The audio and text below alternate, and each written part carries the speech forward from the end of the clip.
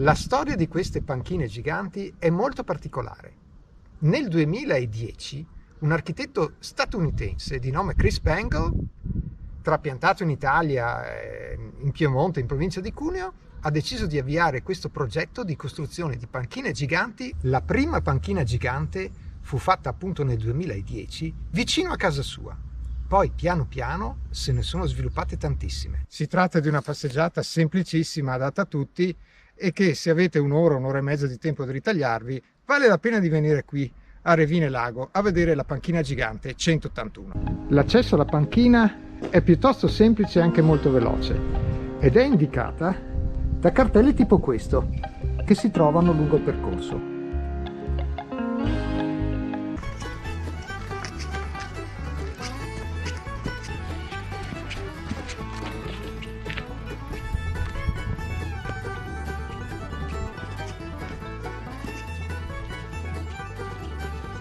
Sarà anche un percorso breve, ma questo tratto tira parecchio.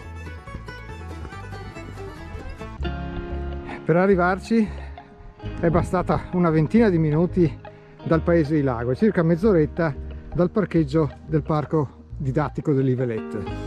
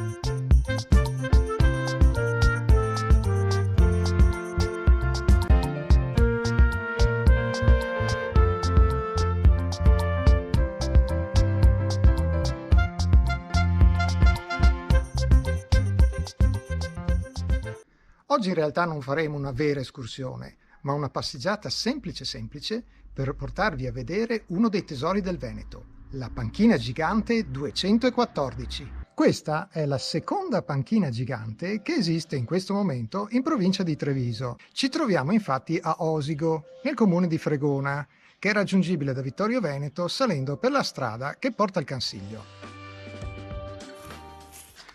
Siamo a meno di 100 metri dalla panchina, ma bisogna sapere che qui a sinistra, usciti dal boschetto, eccola qua, gialla e rossa.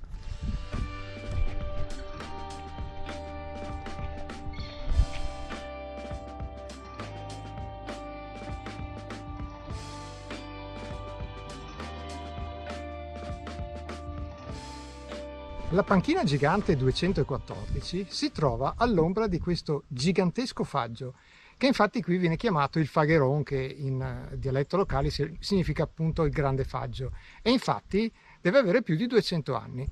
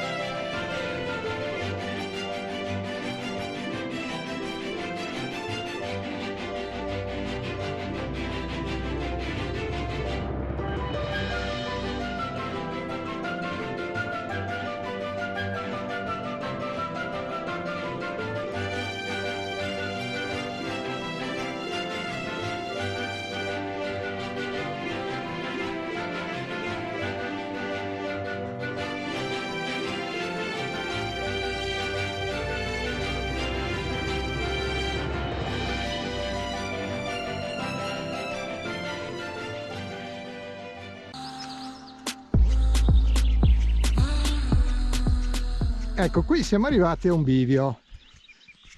Non ci sono indicazioni, c'è un'indicazione qua a sinistra che dice per rifugio Bristot, La Grava, eccetera. E qui per terra, guardate cosa abbiamo scoperto. Un bellissimo cartello.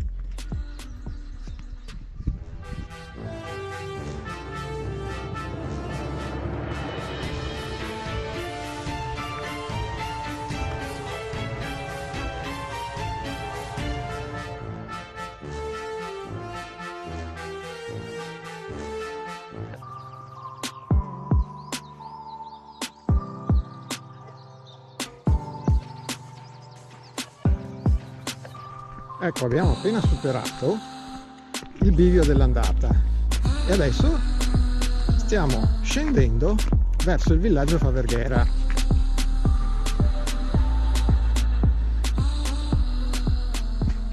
Per chi vuole salire alla panchina gigante 46 in modo più comodo possibile, lascia l'auto qui e poi fa questa mulattiera e arriva diretto e poi torna indietro in circa 20-25 minuti ci arriva.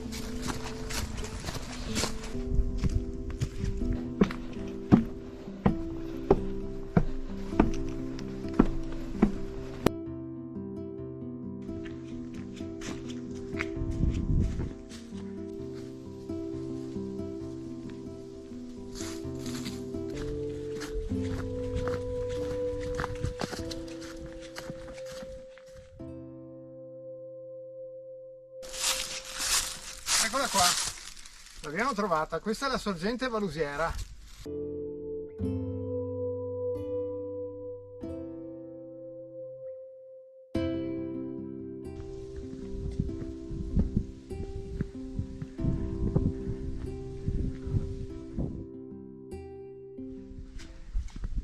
Ecco, in questo preciso punto, dove la strada del Cansiglio va giù a destra, noi imbocchiamo questo sentiero a sinistra, sempre con segnavia giallo-rosso, dove c'è scritto Pian delle Salere 30 minuti, e chiuderemo l'anello proprio in quella località.